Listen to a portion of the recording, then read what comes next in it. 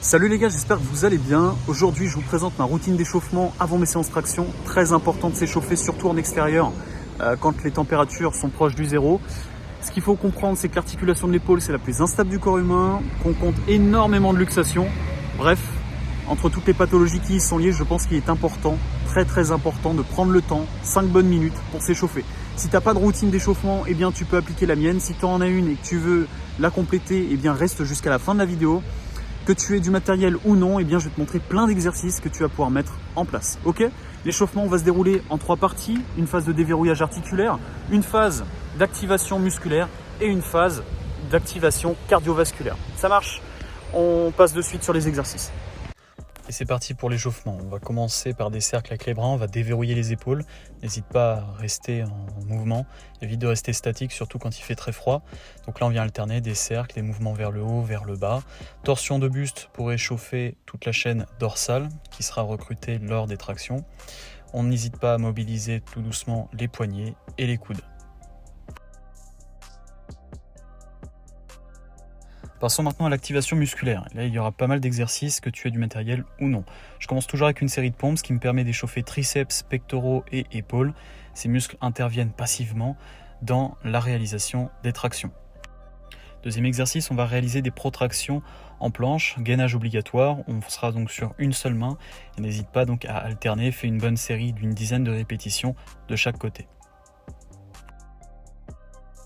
Passons donc sur les pike push-up, on va continuer d'échauffer la chaîne de poussée et de recruter spécifiquement un peu plus les épaules. Donc là, sans matériel, je te recommande cet exercice. Passons maintenant à l'activation des muscles de la coiffe des rotateurs qui viennent coiffer, donc qui viennent en fait envelopper l'articulation de l'épaule. On va retrouver des muscles pour la rotation externe, donc que je suis en train de réaliser, mais aussi pour la rotation interne. Exercice suivant, dispose l'élastique à hauteur du coude afin de réaliser tes rotations externes et internes. Je varie donc l'approche en réalisant également des cercles. Tu peux passer ta main devant et derrière toi, ça créera une petite instabilité et tu viendras aussi engager ton grand dorsal. Petite variante que j'aime beaucoup appliquer, je crée une instabilité en faisant des cercles, je mets donc l'élastique sous tension, l'élastique vient me tirer donc derrière et je suis obligé donc de faire face à la tension. N'hésite surtout pas à varier, cercle, et par la suite je fais aussi le mouvement un petit peu d'essuie-glace où je bascule d'avant en arrière et de gauche à droite. Passons maintenant sur un exercice un peu plus spécifique, du développé militaire à l'élastique, et puis aussi on va retrouver donc toutes les formes d'élévation, élévation latérale,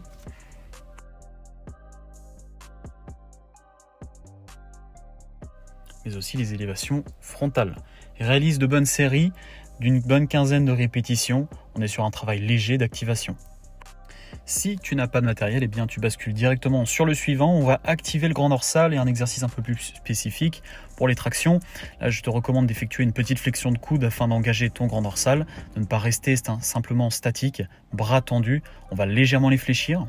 Okay, et puis pour le prochain justement, tu vas pouvoir réaliser une belle activation de ton grand dorsal, suspends-toi à la barre et réalise des rétractions scapulaires. On vient relâcher puis engager le grand dorsal. D'accord ? Tu viens bomber le torse en quelque sorte, tu viens ressortir la poitrine, ce qui te permettra d'engager ces muscles-là.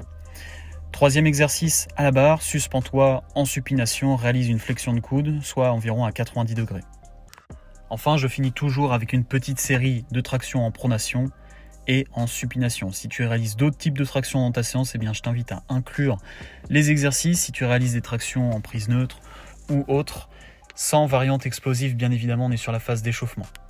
Et enfin, la dernière phase de l'échauffement, une activation cardiovasculaire. On vient monter le rythme cardiaque et pour cela, j'ai choisi le jumping jack. Tu as plein d'exercices, tu peux faire des burpees, tu peux réaliser simplement du saut à la corde. Bref, à toi de choisir. Voilà les gars, concernant ma routine d'échauffement, c'est une routine et donc elle est adaptable en fonction de votre séance. N'hésitez surtout pas à varier l'approche. Si vous avez par exemple des séances lestées, la routine que je propose n'est pas suffisante. Prenez le temps de monter en intensité progressivement avant de charger. Si vous souhaitez mettre 10 ou 15 kg de lest, il va falloir prendre le temps de bien préparer le corps. Voilà. Si vous avez des questions, n'hésitez pas à m'écrire dans l'espace commentaire et je me ferai un plaisir de vous répondre.